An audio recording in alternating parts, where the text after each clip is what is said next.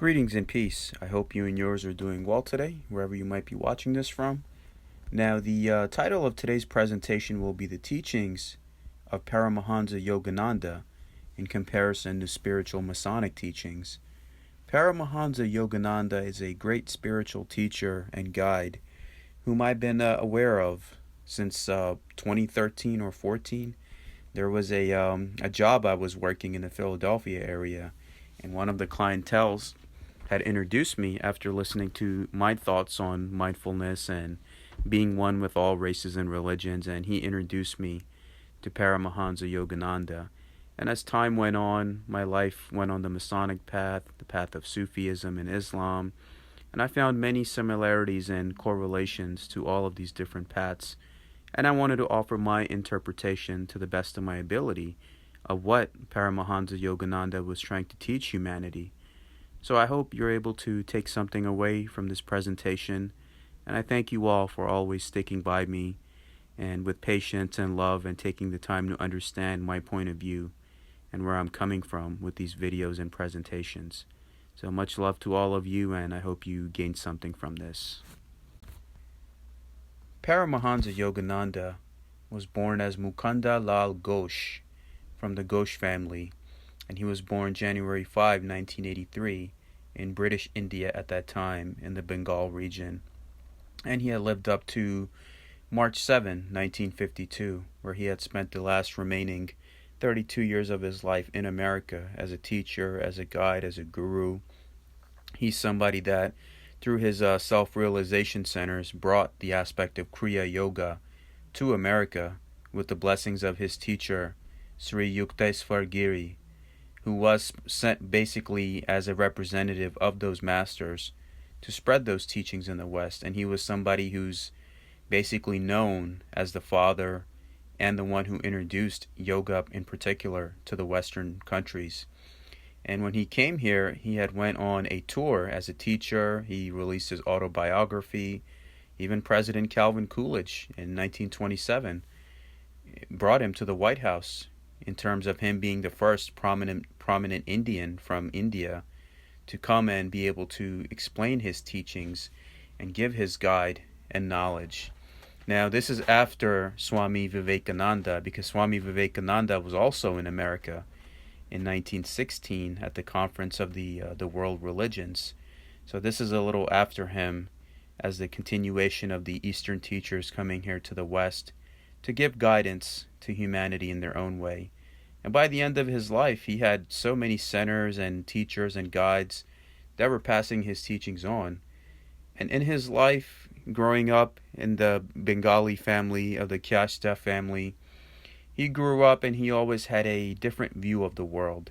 He always realized that there was more to this world than we realized, which is usually the subcontext or the background of any spiritual guru, which usually leads them on that path of self-realization. And once he finished school, it was that time where he basically was disenchanted with the world. Organizational work or just working and paying bills and dying, is that what we're here for? I think we're here for more than that. And the Swami Paramahansa Yogananda had also realized that in his own journey.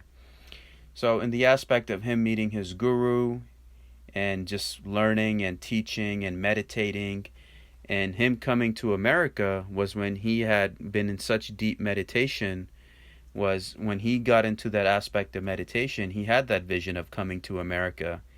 And myself as a Sufi Muslim, it reminded me a lot of the story of Baba Muhyiddin. Baba Muhyiddin is a Sufi master from Sri Lanka who one day emerged out of a forest. Nobody knew where he was from, where he was born. And he also had visions of coming to the West, which is guided in his book. And there were people from America that went there to bring him from Sri Lanka to here. So Paramahansa Yogananda's teachings and background reminded me a lot of that, as all of these great teachers often have a similar lineage and background in terms of their purpose and what they were sent to do.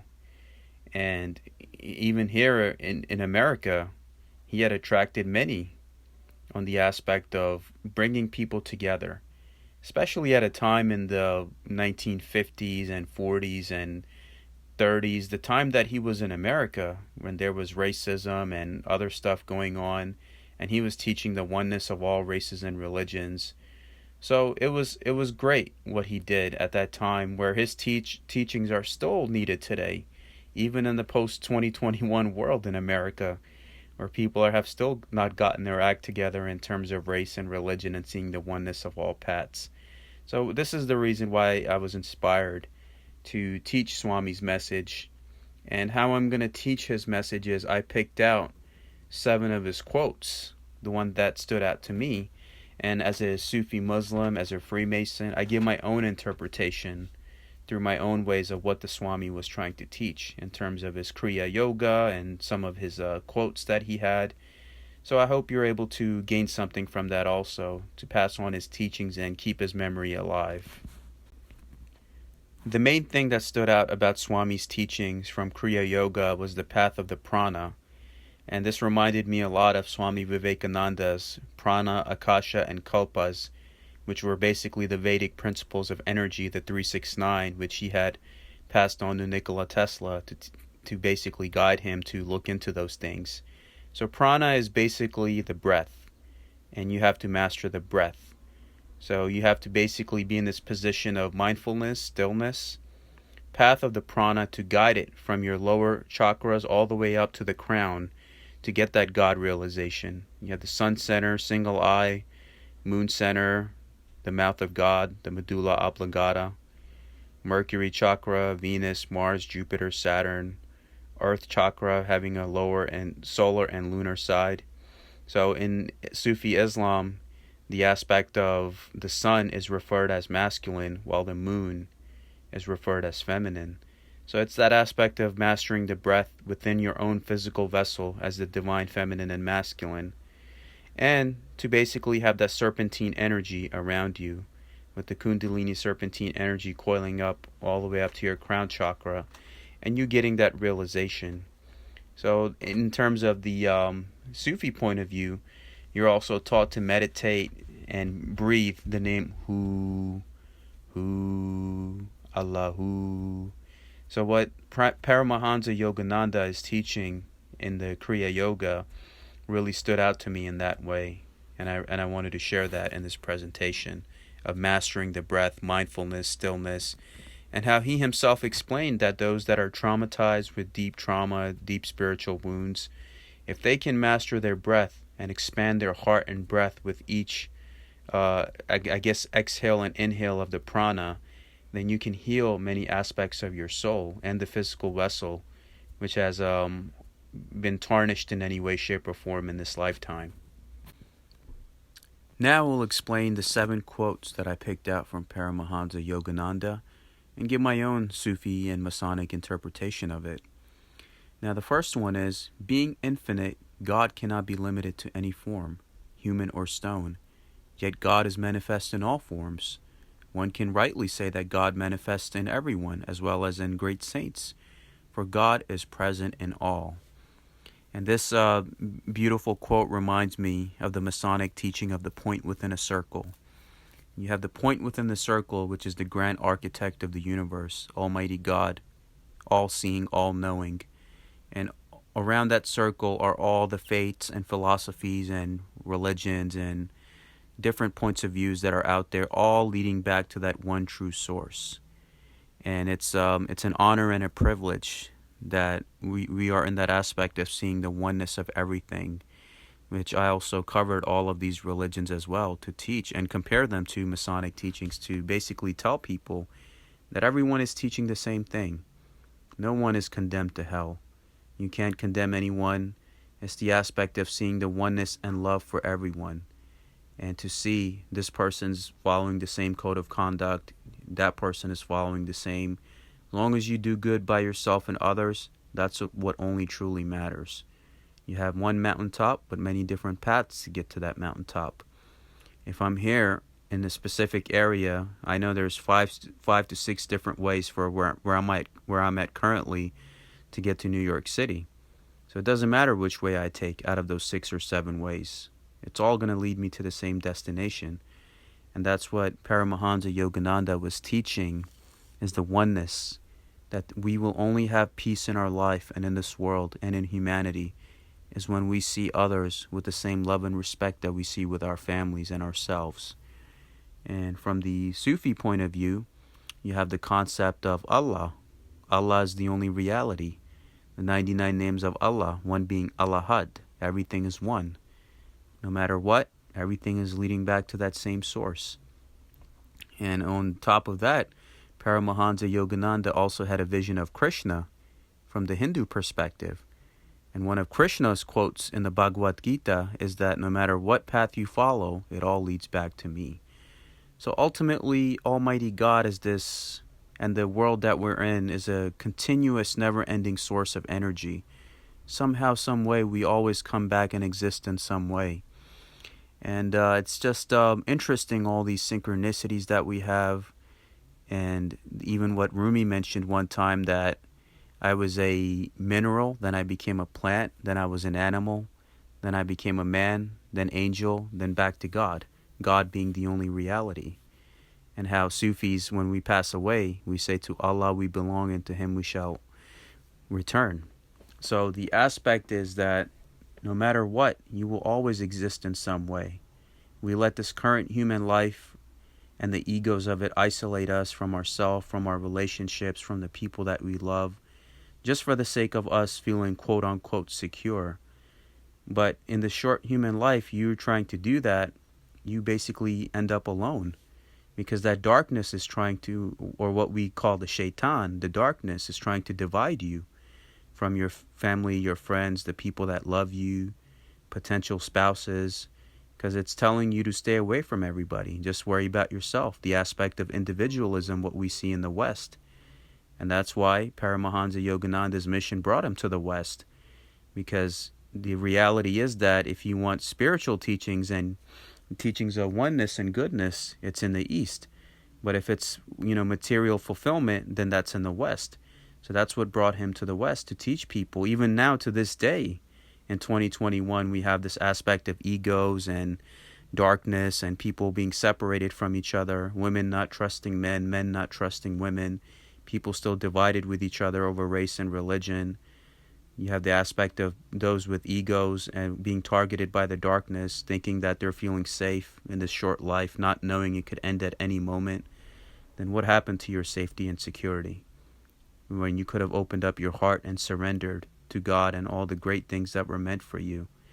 And it reminds me of that story of the man who was drowning in the ocean. And each time he begged God, God, please help me. And there was individuals with the boats who would come and help him.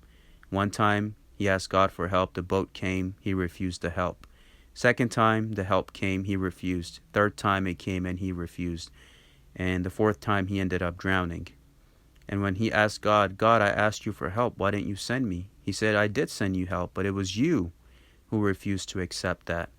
So in this quote, what Paramahansa Yogananda is teaching us is that if you see that oneness in all places, situations, peoples, then that's when you'll have empathy. That's when you'll have love. That's when you'll have peace in your life. And until we can do that, we won't be able to create heaven on earth. And it's all of us in our own individual responsibilities. It falls on us to do that. And the only way the world gets better is if the individuals in the world get better. And that's how you create that reflective mirror reality of as above, so below. So this was one of the ones that really stood out to me. This one goes, live quietly in the moment and see the beauty of all before you. The future will take care of itself. Now, this, growing up in the West from an Eastern culture and mindset, I really like this one because Paramahansa Yogananda is teaching us is that this society, they tell you, okay, you need to work hard, go to school, okay, do all those good things. Then once you get through that, then go to college, get a job, get a car, get your own place, settle down with a family, get a diploma, degree. They put all of this stuff on you and around you, but they never ask you, what is it that has fulfilled you? What is it that made you happy? What is it that healed you? They never ask those things. And whatever is meant for you, you will get it. And everything is just about money, money, money. everywhere I've went, a lot of these places that I went to, medical places, other places, where it's just a concept of how much can they squeeze out of you. Not about if they really are they're there to help you or not. It's just about gain. But what good is that gain if tomorrow is not promised to any of us, right? It's the aspect of the angel of death. The angel of death visits you 5 times a day, according to the Sufi teachings. And each time he asks God to take you, and each time God will say no. And there was a time when it was time for a man to be taken, and the man cried, "What about my money, my wife, my kids, my businesses, everything that I worked hard for?" And the angel of death told him, the only good thing you could take for yourself in this life and the next is your spiritual wealth. What good did you do for yourself and others? And that's where we lose ourselves, where everybody's just on a run. They're wasting their lives, they're wasting their times working and paying bills and taxes. Yeah, those things are necessary to survive in this world, but there must be a balance where you're not neglecting your spiritual and mental health as well. Because that job you're killing yourself over, you drop dead at any moment. Next moment, there's going to be a vacancy at that job. There's going to be another number that takes your spot, another body that takes your spot. An organization that you might have been sitting, let's say, leading for 30 years. Something happens, you die, people cry, they'll miss you for a few days, say some nice things about you online, cry for you. Even the ones that never talk to you will write something nice, that I wish I could have said something while I had the chance. And then they replace you. Spouses get replaced, businesses get replaced, friends get replaced. So this human life, my dear brothers and sisters and friends listening to this, from my perspective and what Paramahansa Yogananda is teaching us, just be still. Don't think about what's coming ahead. Don't think about before. Don't think about the past. Don't think about the future. Don't think about how I'm going to do this, or, oh, I need to do this. I need to get this done. I need to do this, meet deadlines. Don't worry about anything. Whatever is meant for you, you will get it. Be still. Stay calm. Forgive, forget, and breathe. There was a spiritual gentleman whom I had encountered sometimes in my journey, and I asked him, "Sir, what is the greatest advice you can give me?" And he said, "Sal, the only thing you need to do is breathe." What did Neo do when he became the One at the end of the first movie? Breathe. The prana, blending the environment and healing himself and the environment around him. So whatever is meant for you, you shall receive it. There's nothing or any power on this world that can take away from you what is meant for you. In terms of successes, failures, spouses, offsprings, whatever is written for you, you're going to get it. So just be still and be at peace. This quote, Paramahansa Yogananda teaches us the aspect of surrender. Surrender to God. Running the world is His responsibility. He's the doer, not you or I. Surrender yourself to God and you will find that your life will become a beautiful melody. Now, what you get from this is the aspect of God is the planner. He's the best of all planners. And this is something even Steve Jobs, the CEO of Apple at that time, he had dedicated that at his memorial, copies of Paramahansa Yogananda's autobiography be given out to each attendee that was there. Because he himself was teaching you that even though he was a billionaire and he was rich and famous and had all these accolades and contributions to society and everything, but what did he take with him? He didn't take anything. He just took the good that you do for yourself and others. And that was his message to the attendees that were there, is that read what he's teaching you in his book as well, is that ultimately God is the ultimate master. He's the reality. All, both good and evil, come from God to test you, to build you, and to bring you closer to Him in times of basically distress, where you call out to God, because it can't be a good time all the time. Good days, bad days, good days. Everything is there to shape you to who you're meant to be today. I wouldn't be who I am if it wasn't for the negative experiences. You wouldn't be who you are. So you have to be polished and furnished from time to time again. And each day, each experience, each moment, whether it's good or bad, welcome it with open arms. For it is there to teach you something. It is there to teach you something. And this surrendering to God is when you surrender, that's when all the doors open. We continue to resist, but at the end, what does that get any of us? An example could be used from the first Matrix movie, when Trinity kept resisting her love for Neo. She kept resisting, and when she finally surrendered at the end of the first movie, when he died, and then she expressed that love for him and let go of the resistance, and she was able to help herself with the divine feminine and help him as the divine masculine, and both became one, the aspect of the one. And look, even though they supposedly died in the third movie, now there's Matrix 4, they're coming back. So the ending cycles of energy is never ending. With God, this continuous energy of life and life forms, and you always existing in some way, shape, or form, fulfilling whatever purpose that you're meant to. And if you woke up today, you still have a purpose. You're here as long as you're needed. Not a second more, not a second less. Some go at a young age, some go at a middle age, some go at an old age. So whatever time that you have here, Paramahansa Yogananda is basically teaching you, stop fighting, stop resisting, surrender to the divine, and that's when you'll have peace in your life, and you'll see somehow, some way, how everything falls in place for you. And it's just the aspect of what Islam teaches us, to surrender to God, and submission to the will of the Most High. That's what all of these other spiritual paths are teaching you, is to submit to the higher power, surrender to God, stop resisting. So it's all there to teach you, guide you, build you, and protect you and heal you in many ways. And when you have that childlike mentality, childlike innocence in your heart and mind, knowing, it's like the tarot card of the Fool. He's looking up and smiling, knowing that no matter who or what is surrounding him or against him, past, present, and future, he has surrendered to God.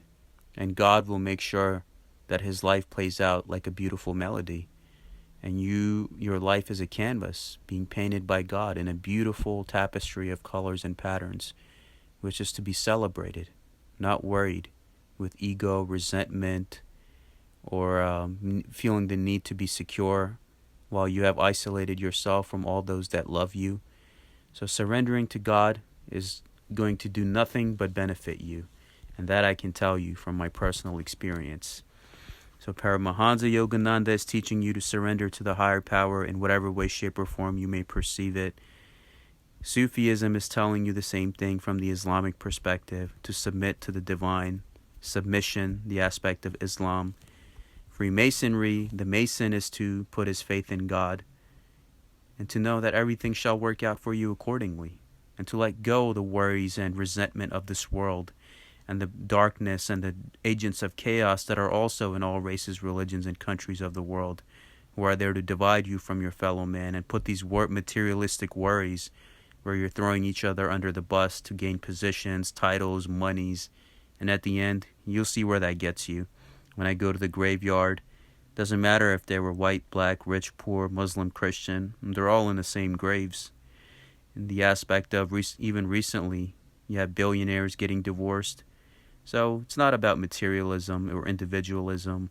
Surrender to God, and all shall be healed and provided for you from places where you least expect it.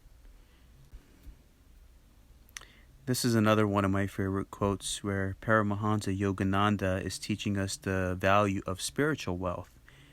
And in this one, it's possession of material riches without inner peace is like dying of thirst while bathing in a lake.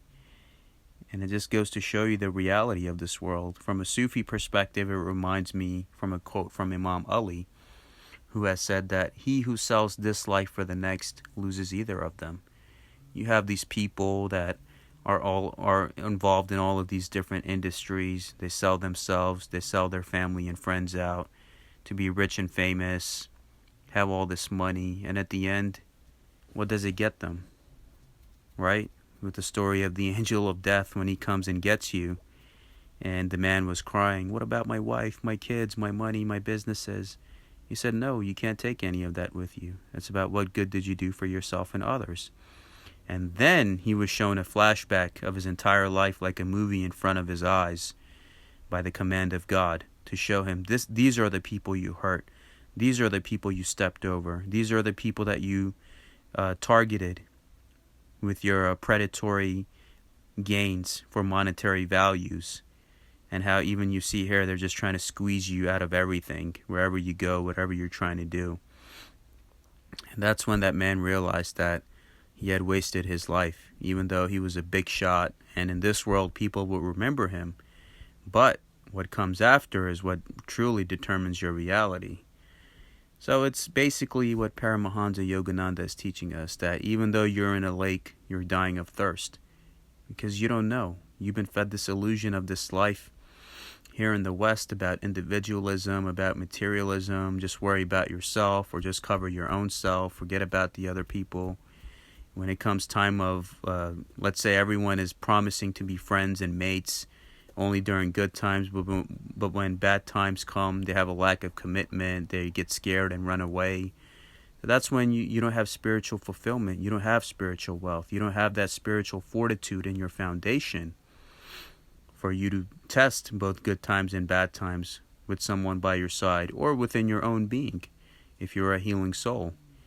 So it's just the aspect of don't let the illusions of this world destroy you in any way, because this world and the forces of darkness, humanity is their greatest enemy. Their job is to destroy you. So in order for them to do that, they will appear to you in alluring figures and something that's too good to be true, offering you all of the kingdoms and riches of this world. But at the end, you see where that gets you. So better to live a modest life, but a peaceful life, knowing you didn't do anybody wrong. And ultimately, you'll always be provided for. What is the motive? To pay bills, to take care of your family, and to sleep with a roof over your head, a bed to sleep, and food, right? The same thing the average person has, the middle class, the millionaire, billionaire. They all have the same thing. So why put yourself through all of that just to be in a position where you're ultimately cursed? So be good, be happy with what you have. And basically, what my friend said one day, hey man, I know I gotta stay in my lane. I know who I am, what I'm capable of, and I'm not gonna push beyond that to try to gain anything which involves me hurting anybody spiritually or financially or trying to get over on somebody just to try to gain something, where I have to lie to somebody to gain something. That's not the true life. That's not the true life. And you rather live your life with honesty and with intent. That's why even Paramahansa Yogananda was not satisfied with the menial work life. He wanted to teach humanity that there's more to this life than just working, paying bills, and dying, and being in a system which is not designed to give you a break. So don't chase after the materials and wealths of this world. We're here to uplift each other's hearts, guide each other, and love each other. That's when you feel good, and that's where your real wealth is. This quote teaches you the value of hard times and difficulties and how they're there to shape you to be a better human being. This quote, Paramahansa Yogananda teaches that your trials did not come to punish you, but to awaken you. In Sufism, they teach us the harder the better. The more harder your life is, that means God or Allah is trying to make you into the robust spiritual being that you're meant to be. And everything happens in life for a reason. When there's a Sufi sheikh who was sitting in his car with his disciples, and as soon as the car took off, the tire went flat. And the sheikh said, Alhamdulillah, praise be to God. And the disciples, they let their lower nature get the best of them. That sheikh, why would you say that? He said, you know what? This was probably saving you from an accident or a life-threatening situation from down the road. And God prevented you. He gave you a smaller difficulty to prevent a bigger tragedy in your life. So, in the aspect of Freemasonry as well, You have the black and white tiles. You have good days, bad days, good days. And ultimately, all of those lessons are there to shape you on who you're meant to become. And good men become better through trials and tribulations and through difficulties. And there's a Sufi sheikh who also said the tariqah, which is like the Sufi orders, that the tariqah is meant there to crush you because God is forming diamonds out of these souls that are walking, who have been chosen to walk these paths. So we get upset and we get mad when something happens, let's say in personal lives, business lives, whatever difficulty happens. But it's all there to teach you to be who you're meant to become. I mean, you wouldn't be who you are if it wasn't for the hard times in your life. I wouldn't be who I am if it wasn't for the difficult times in my life. And you have to trust and guide your intuition. And everything in your life is there to guide you in some way, shape, or form. And you have to accept it, embrace it, and love it, because that's just who you are. And that will help you in your life. And it's funny, when we think back on our lives and the paths that we've been led on, it all happened for a reason. I think of my life in my certain situation. I look at myself. Okay, I got this YouTube channel. I have over 100 plus videos talking about these different lectures and teaching people the oneness of it all. I have a published book. Okay, I have all that stuff. I'm being invited to speaking engagements. I'm doing all of these great things. But I laugh. I was laughing this morning when I think about it. What actually got me started on this path? Because as a child, I was always like Paramahansa Yogananda. I always saw the world out of the box. I always knew there was more to this reality than what we've been told. I was always a curious lad growing up, seeing the oneness of all races and religions, to know there was more to it than what has been taught to us.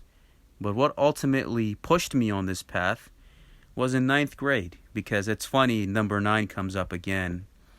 And my gematria, my full name, with all of the ciphers, comes to a simplified 9 for all ciphers used. And it was in 9th grade that there was a girl I had dated while I was in school. And, I had shared a lot of love and sentiment with her, and it came a time where she had left me and she had cheated on me. And that's when I had that moment of heartbreak, and I went into seclusion. I didn't talk to anybody. And that's when I started looking into these different paths, Freemasonry, Sufism. At that time, YouTube was new on the internet. I was reading stuff, I was watching videos, I was doing all of this thing. And I look at the position I'm in today. So it was that moment of downfall that led me to these different paths, and it clicked with me. Oh yeah, this is what I always thought. I get this. So accept each moment of downfall to know that maybe it's God deterring you to look in a certain direction where your attention had lacked before. And he wants you to pay your attention to that. Maybe it's a long-term approach. And 9th grade for me was 15 years ago, 16 years ago, and look at me now. So a seed of heartbreak that was planted then, which made me look into all of this stuff and start studying to keep my heart and mind occupied. And now look at me. So even now in the adult life, even after school, in college and managing businesses, dealing with personal relations, adult business relations, whatever, you do have setbacks. You have good times, bad times, good times. But, the aspect is that in good times, strong men don't get created. In difficult times, the hero always rises out of a difficult situation. You look at the Batman movie. He's climbing out of the cave in the 3rd movie. He falls down once. He falls down twice. But ultimately, his conviction gets him out of there. Because it's your conviction and your need to improve and accept whatever rewards and challenges and blessings that God sends your way, to handle it with love and acceptance and surrender, and to look at everything from a long-term point of view. So whatever happened, let's say anything that happened to me recently. Okay, I might be upset, I might be heartbroken, But if I analyze what this situation led me to, let's say 2 years from now, 5 years from now, 10 years from now, it'll be a whole different ball game. Because then that realization you had is going to lead you to more realization, experiences, people. Because this whole life is like a video game, like a dream, like even how Paramahansa Yogananda has exemplified in his teachings. This is a dream ride. Sufism, you're taught the same thing.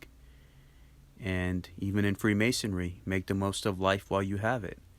So it's like this. You're always where you're meant to be, who you're meant to speak to, the things that you're meant to do. No such thing in life as a coincidence. Sometimes you think, is there something that I could have said better, I could have did better, I could have known better? It's all meant to happen the way that it's supposed to. An example could be used from the Matrix movie, the second one, where Neo, Trinity, and Morpheus go to the Merovingian. And something happens in the dinner conversation where they get escorted out. And Neo starts to worry. He asks Morpheus, was there something that we said wrong? And when they're being escorted down the elevator and the elevator opens, the help that they were looking for was right in front of them.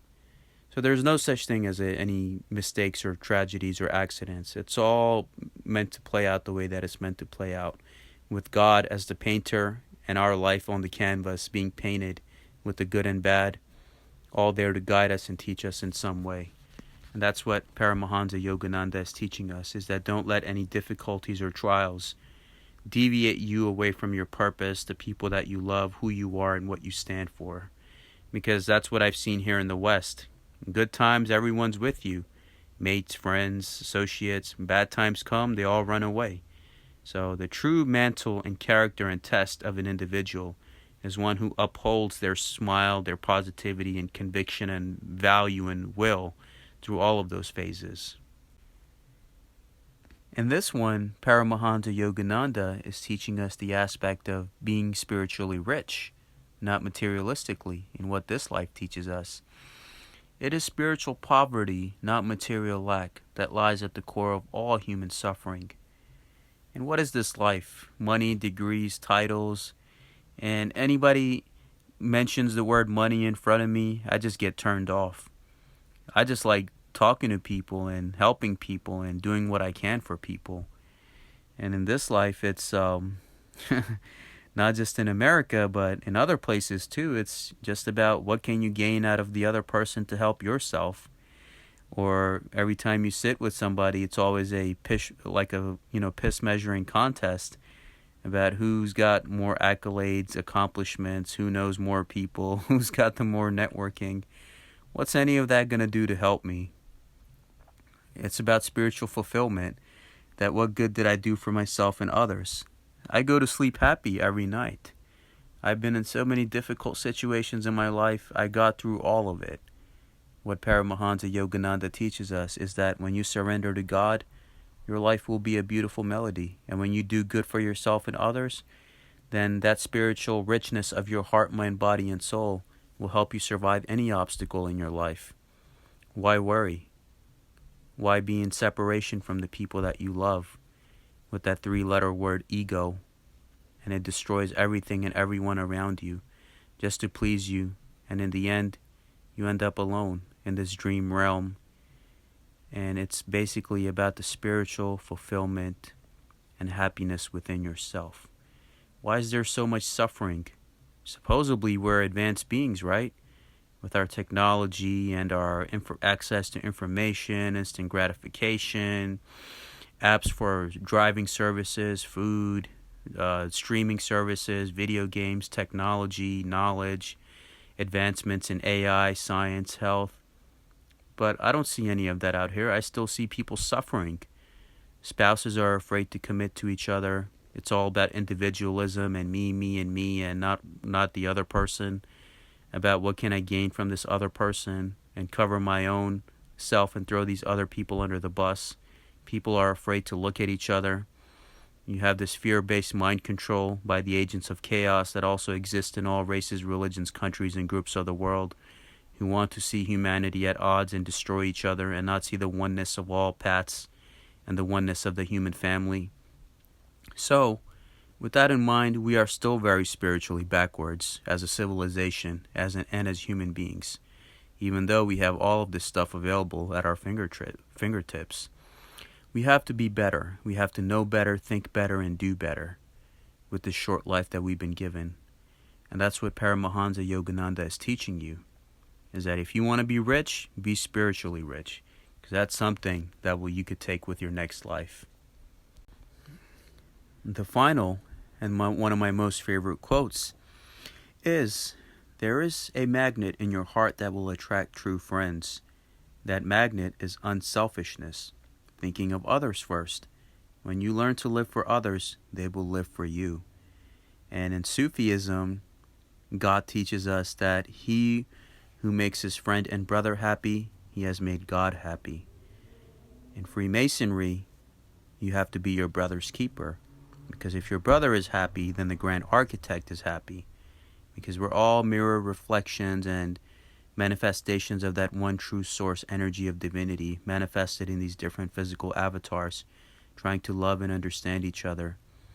So once you have that inner frequency, because if your inside heart, mind, body, and soul is pure, then the inner frequency of your physical temple will project your outer reality. So you can't blame anybody. It's about you. You have to be a selfless individual. You have to love and think for others, and teach others who have been traumatized or who think that feeling secure by isolating themselves is helping them in any way, while the forces of darkness are basically continuing to hurt them and keeping them away from family, friends, and the people that they love, in cycles of self-destruction in whatever ways that they might inflict upon themselves. So it's the aspect of finding true friends. And I've been blessed with those few true friends who have defended my name in my presence and in my absence. Those are true friends. And when you're a good human being, your heart, mind, body, and soul is pure for self and others, and your conduct, intent, and everything else with the synchronized life point of view in all situations of your life, and there's nobody that can do you dirty. Even recently, I had people who had done me dirty in the past message me and apologize to me and invite me to their events. So you don't need to chase after anybody. Just continue to be yourself, who you are and what you stand for. No matter who or what stands against you, continue to stand in your conviction, your willpower, and in moments of happiness, even in grief and challenges and trials. Continue to stay happy with your conviction, knowing that everything that's meant for you will come for you. No need to worry about or chase anything. Those that are meant to be in your life will stay in your life through good times and bad times, whether it's mates, spouses, relationships, friendships, whatever it is, family matters. Whoever's meant for you, they will always be there for you, and they will always come back in some way, shape, or form. But you always continue to stand in your truth on who you are and what you stand for, and all shall fall in place accordingly. And that's the beauty of it all. When you surrender, you be yourself. You don't wear these different masks that, in the Western society they teach you, where you have to act a certain way at home, certain way at school, certain way at your job places, just to be able to survive. If you're yourself in all of those situations, then you don't have to worry about anything. You're not going to be spiritually empty. You're not going to be worrying about who, what, where, or why, or the past, or the present, or the future. Just be yourself. Trust God. See the oneness in all of it. And you will see how beautiful this life can be with the short time that we've been allotted here. So this was my final quote. I thank you so much for watching. I hope from my perspective as a Sufi practitioner and as a Freemason, you were able to get a better understanding of Paramahansa Yogananda's teachings. And I would encourage you to reach out to one of his centers, patronize him, get his books, and learn from it and teach it to others in a society where it's badly needed. So I thank you very much for watching. If any questions or comments, please email me at salmonshake911@gmail.com. All images in this presentation were retrieved from public domain searches and are the rightful property of their respective owners. The images used in this video are for the purpose of nonprofit, awareness, and education, which is protected by the copyright laws of fair use, education purpose. All my videos are for nonprofit and education purposes. All opinions expressed are my own under free speech and do not represent any individual or organization. All rights reserved. Thank you.